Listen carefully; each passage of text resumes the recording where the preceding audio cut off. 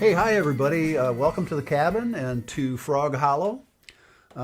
Today we're talking about the history of some of the great fly tyers in the Great Lakes region, the upper Midwest and Michigan specifically on this particular fly. This particular pattern is called the Houghton Lake Special.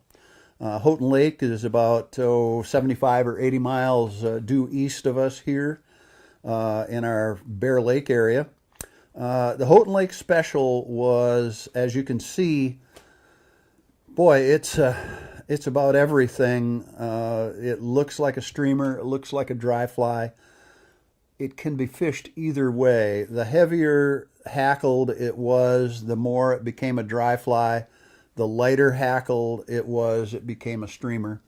And I think if, back in those days, we were dressing flies with paraffin wax and white gas, melting the paraffin wax and the white gas, shaking our flies in that solution, and the paraffin wax dissolves and floats flies. So, you could float a Jeep with that stuff if you put enough of it on.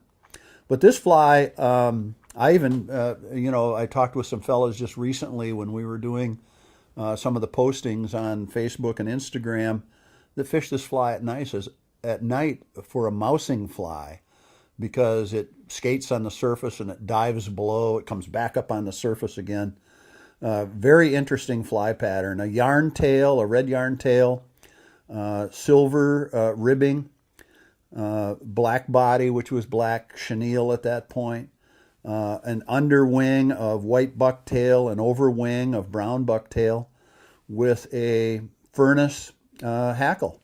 This was developed by a gentleman by the name of Bob Jewell, and Bob was an educator, and it was said that he and Cal Gates, who started Gates Au Sable Lodge, were friends and both educators, and that they fished this fly a lot at night.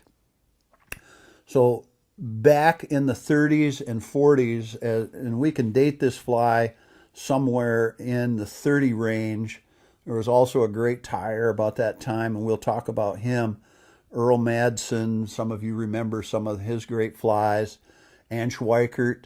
They all have talked about this fly. Some people credit either Ann or Earl Madsen with this fly. Ann specifically said no, that she wasn't, but she tied it. And I don't know if anybody had talked to Earl Madsen about it or not. You'll see some similarities when we do some of Earl Madsen's flies. But this is credited to Bob Jewell in the 30s. A great fly, like my photographer just said. Man, it looks like everything that you have in your entry-level fly tying kit in one fly.